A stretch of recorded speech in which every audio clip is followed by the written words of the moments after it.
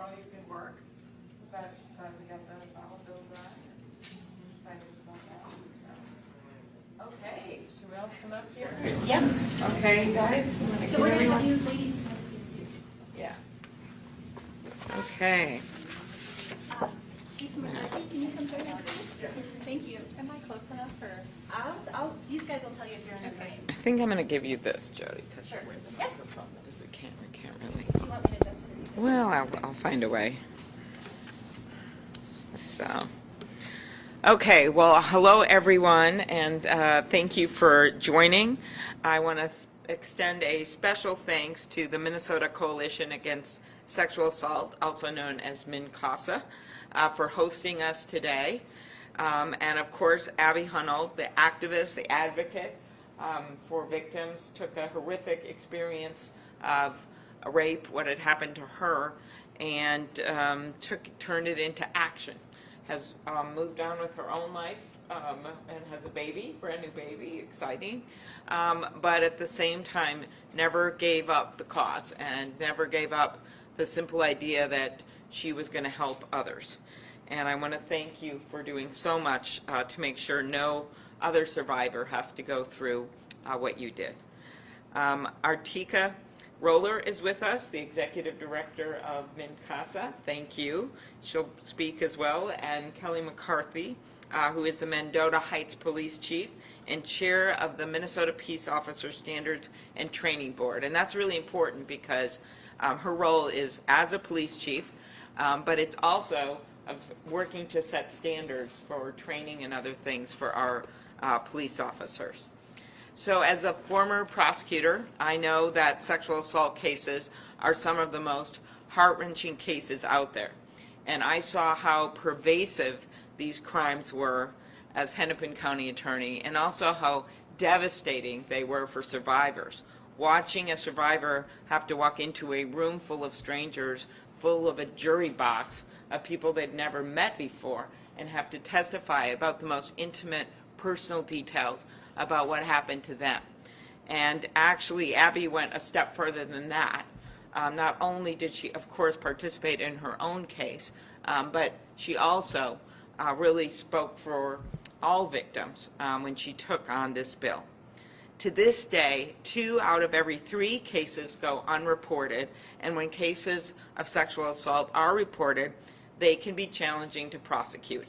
Knowing that, it's important to do everything we can to make sure survivors get the respect and justice they deserve.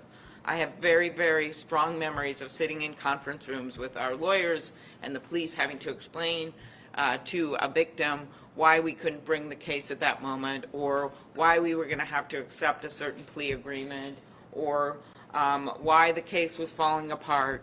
And it's a really, really hard thing. You want to? I will let you pick that up. Okay. It's a really hard. There, Jody, the technology expert. It's a very, very difficult thing, and you want to make these cases as strong as possible, and so you can move forward and get justice for the victims and make sure it doesn't happen to other people. And one of the ways that you ensure that they have justice is by, in fact, making sure that you're doing the best in the moment. That's when things really count, right after the crime has occurred, to investigate and get all of the evidence that you need. Those first moments when a survivor chooses to confide her story with law enforcement are crucial. And we must make sure that officers have been trained to ask trauma-informed questions, that get the right information to help their investigation, and that they also understand how to do it well and get the evidence they need without inadvertently hurting the survivor.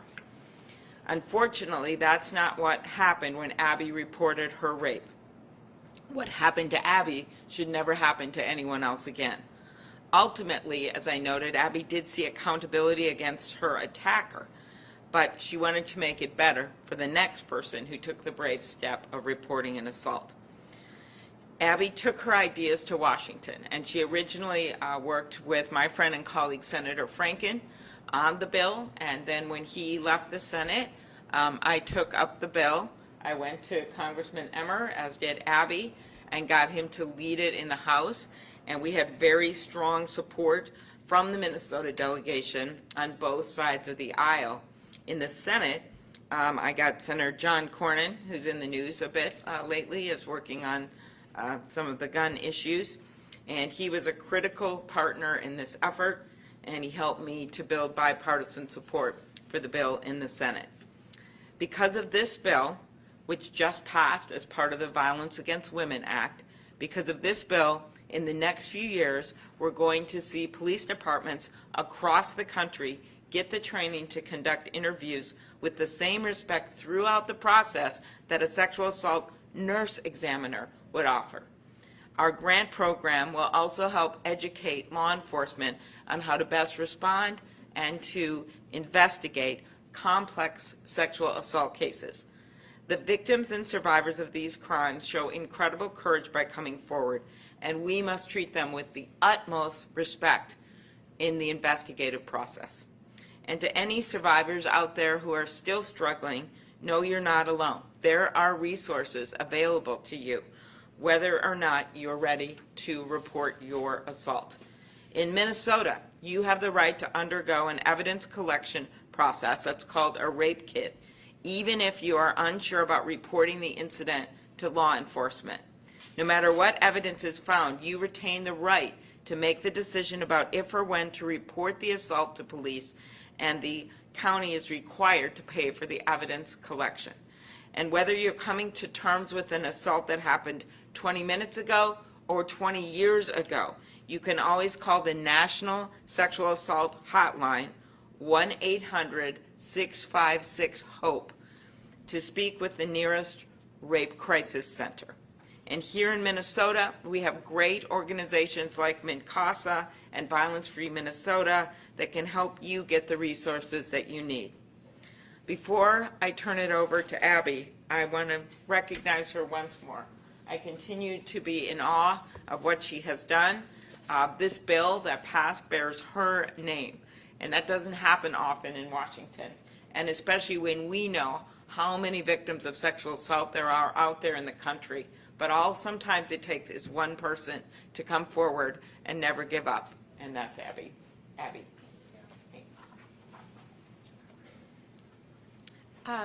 In 2014, when I was raped, I did the only thing that I knew how to do in that process, which was to call 911. I was traumatized. I was a teenager. I didn't know what the next steps were, and I thought that when I called 911, that whoever came would know. And unfortunately, that wasn't the case. And the officer that I spoke to just was not trained well enough in sexual assault cases. He couldn't understand why I was having a hard time talking about what happened. Instead of knowing what the trauma had done to me and that I was having a hard time because sexual assault is such a deeply personal, painful experience, he interpreted the way I was behaving as that I was lying, that I was trying to cover something up. And I am so grateful that I was able to encounter a sexual assault nurse examiner that day. She had trauma-informed training, the training that we are trying to get into the hands of law enforcement. Without her participation that day, I don't know if my rapist would have gone to prison. The information that she got from me not only helped, with the timeline of events of what had happened that day, but also with evidence collection. It helped her know exactly where she needed to look, what she needed to take photos of. And because of her and her training and everybody who fought to get that in the hands of sexual assault nurse examiners in the first place, my rapist went to prison a little under 2 years later.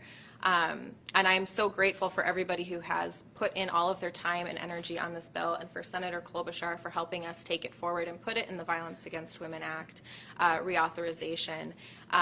Because over the years, as I've talked to survivors, thousands at this point of fellow sexual assault survivors, that was one of the many common threads that I heard over and over again, is that when they had gone in to report, they were having a hard time talking about it. They were having a hard time remembering things. They felt really anxious, and it felt like they were freezing up.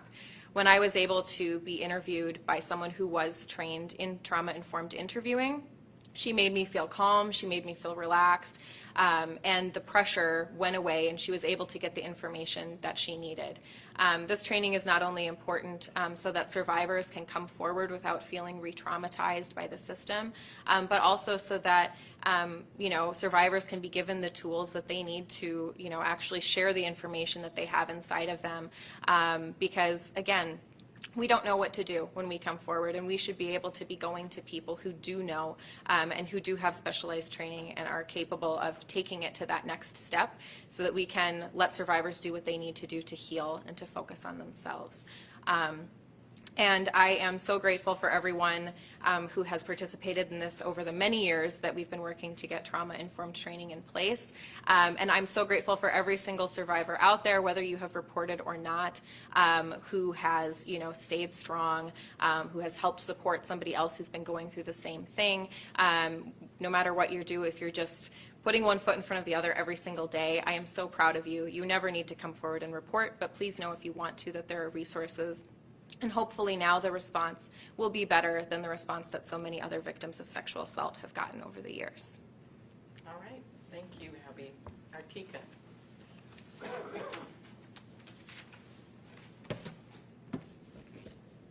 Well, first, welcome, and thank you for joining us today as we mark the passing of the Abby Honold Act. I am Artika Roller, the Executive Director of MNCASA, the Minnesota Coalition Against Sexual Assault.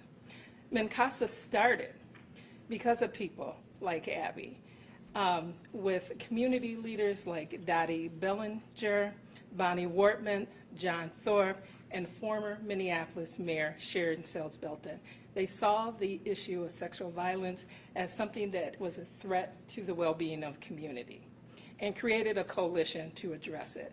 Today, MNCASA is a statewide coalition with over 66 member programs. It is a coalition that is driving transformative culture change to address sexual violence through advocacy, prevention, racial justice, and system change.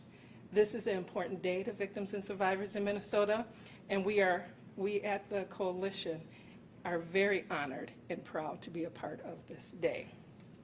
First and foremost, again, I'd like to thank Abby Honold for her tireless advocacy for victims and survivors. Abby, you have fought for the promotion of trauma-informed responses among law enforcement and other sexual violence responders. We owe this victory and courage to survivors like you. We also would like to thank Senator Klobuchar for her leadership in leading a bipartisan effort to improve the response of sexual violence for victims and survivors across the United States through trauma-informed care. Our collective response to violence has the potential to create safety in our community and well-being. Abby has spoken publicly about the trauma caused by law enforcement's poor response after her sexual assault. She also shared the positive impact of trauma-informed care provided by her sexual assault exam nurse, SANE nurse. Victims and survivors deserve trauma-informed care at all levels of system responses, including our healthcare, law enforcement, and our legal system. MNCASA is committed to working with sexual assault advocates, SANE nurses, law enforcement, prosecutors, sexual violence responders to reduce barriers. We envision a world free of sexual violence, which all human beings are treated with dignity and respect, and the use of trauma-informed practices is one step closer to that world. MNCASA believes that practices like trauma-informed and implicit bias trainings for law enforcement will lead to better outcomes for people, including our Black, Indigenous, disabled, LGBTQAI+ communities that experience sexual violence at a disproportionate rate and are less likely to receive an adequate systems response. We believe that trauma-informed care is about creating safety and pathways to healing for victims and survivors. This bill is very important. It's an important step forward, but there's still a lot of work for us to do. Transformative change is not only about training, but it includes investing loudly passionately in safety and healing for our communities. Thank you so much for joining us today. I am honored to stand with these champions for victims and survivors, and I have the opportunity to share the passage of the Abby Honold Act. It means so much to our member programs in Minnesota and victims and survivors across the U.S. As Abby has stated previously, I want other survivors to be able to get the absolute best treatment and care from the very beginning. And I believe at the very least, we owe this to our victims and survivors in our community. Thank you. Excellent. Thank you. Chief? Thank you, Senator. Good morning. I'm honored to share the space with such courageous women, both up here and out there. So thank you all for being here. Government is at its best when it makes the right thing to do the easy thing to do. And we can all agree that the right thing to do is to get survivors the trauma-informed care that they deserve. And thanks to the work of Ms. Honold and Senator Klobuchar and her partners in the Congress, we're one step closer to getting that training and making it easier for departments to have that. We have to acknowledge that law enforcement has not always gotten it right. We have responded in ways that have re-traumatized victims, harmed witnesses, and worse yet, emboldened suspects to reoffend. All citizens need to be assured that the people that they call for help have the tools necessary to give them that compassionate care, respond appropriately and effectively, and that we are willing to do that. So thank you again for all your tireless work, and thank you all for being here. Excellent. Very good. Thank you. Okay, questions? Senator Klobuchar? Yeah. The timeline of the grants. Sure. I know that it was over like the 2 fiscal years. Has that started? Do people apply? What is that? So the way it works is we want to get the money in the appropriations process. Now we've passed the bill. And so then at the end of this year, we'll get money set aside for it. So that's our next thing. Then the grants will go out and they'll go directly to police departments and other community agencies. So we're trying to get as much money as we can out of the appropriations process at the end of the year. So there isn't any detail about how much money? No, because that's a separate piece of legislation, but it's in the year-end budget. And given that we passed the bill, we're almost assured that we'll get funding for it because we've passed it. It was a major part of the Violence Against Women Act, and the president's very strongly behind that bill. He was one of the people that first got it done many, many years ago, along with Paul Wellstone. So that's why we're in a good place to get the funding. And I'm on the committee of the Judiciary Committee. And I got one of the first U.S. attorneys done, but we won't go into all of that. Okay. I'd like to see in terms of the, I guess, I mean, it sounds like the funding is still to be determined, but the scope of law enforcement getting the grants and using them, what would you like to see? Well, you know, I'm not going to pick a money figure right now, but we're just trying to get the grants out everywhere we can and to send the message out. Sometimes when you actually pass a bill like this, the grants matter because certain departments will get it, the state get it, but it's also what matters is that Congress has put its weight behind doing it. So sometimes, I used one example of something that I did a few years back, the pool safety bill. So there were some grants with that, but you know, not every department got them, not every state got them, but it just created this kind of a rolling momentum where then states who didn't get the grants started taking it on themselves because best practices were established. And as a result of that bill that passed over a decade ago because of a little girl who was named Abby, there hasn't been one death from a pool drain. And there were many, many every single year before that. And that was not because everyone got a grant. It was because Congress put their weight behind it. Grants did go out. States did the same thing. And that's what I think you're going to see here, because you want to also a reminder, part of the bill is grants for the training, but part of it is best practices and getting that out to police departments and states all across the country. And it's not that hard to get a best practice incorporated into training on an individual police department basis. So that's one of our goals here. Chief McCarthy, Do you want to add if something, I might Chief? ask you a question.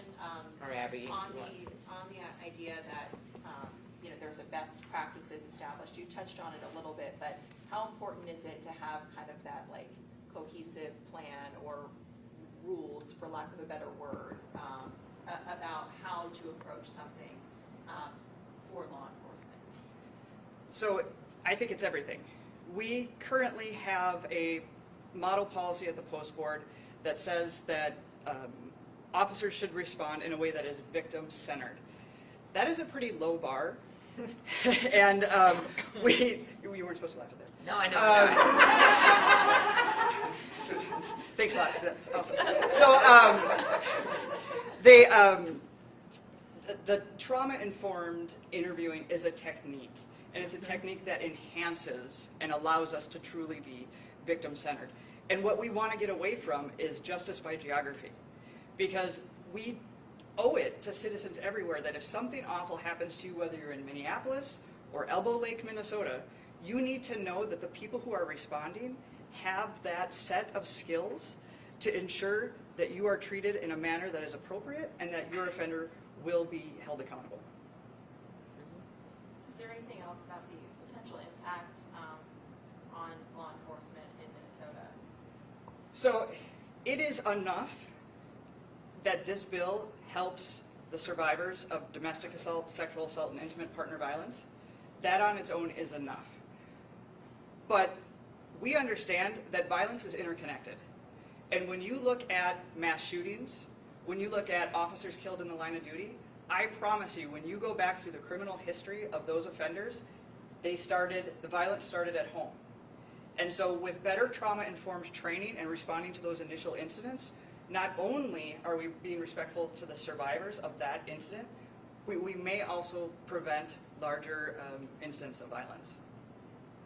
Abby, if you may speak to kind of the, I guess, start to finish feeling, being in this position now, talking about a bill that's law that you advocated for, what was that like to see all that hard work come to fruition? Yeah, absolutely. It's, I mean, as we said earlier, in Washington terms, this happened super fast. But, in the terms of my life, it's really crazy that the assault happened. I was 19 years old. I'm 27 now. I was still a college student when I first had a conversation about this bill with Senator Franken. And it is really hard to believe that, here we finally are after so much work and so much effort. And so many people contributed to this and have been pushing the issue of trauma-informed training for so long. And so to be able to take by far the worst thing that ever happened to me in my life and to be able to make something out of that, that even if one survivor was helped by this, it would be worth it. And I think that far more than one survivor will be helped with this trauma-informed training. There have been some studies in smaller police departments about, victim satisfaction when they report with trauma-informed training versus without. And the victims who experience a trauma-informed response have near 100% satisfaction with their reporting process because they feel that they were listened to, that they were taken care of. It is a horrifically traumatic event, and I wouldn't even be able to count all the ways that it's impacted my life. And if I had received a caring response from the beginning, I think a lot of that trauma would have been lessened for sure. It's very traumatic to come forward to people that you've been told will help you and to not be helped and to wonder, what else do I do now? Do I really have to fight this myself? I don't want anybody else to have to take that on for themselves. I was thinking as Abby was talking, we did a survey in our office of victims at some point, and we realized that cases can vary. Evidence can not be as strong as you want, and their feelings about trusting the system that people had looked out for them, it wasn't based on outcome, honestly. That mattered, but it wasn't the most important thing. What mattered was that they felt that someone cared and had their back and actually tried to answer the questions, move the case, take care of it, not let it get lost, not disrespect them. That was a big part of it. So it's a big part of getting justice is, of course, as the chief noted, is doing everything we can to get the best evidence. That's a big thing. So that's one of the victories here. But the second victory is just treating victims with respect and what that means to people right now, especially when we've had such a breakdown in trust with government in all kinds of ways. in the last few years. Okay. All right, good questions? Any more? Can I ask you an off-topic question? Maybe, could we do that later? Yeah. Oh, so these guys don't have to, okay. All right, thank you. See you guys. Thank you. All right, thanks. Okay, we did it. Very good. Thank you so much. It has to be so hard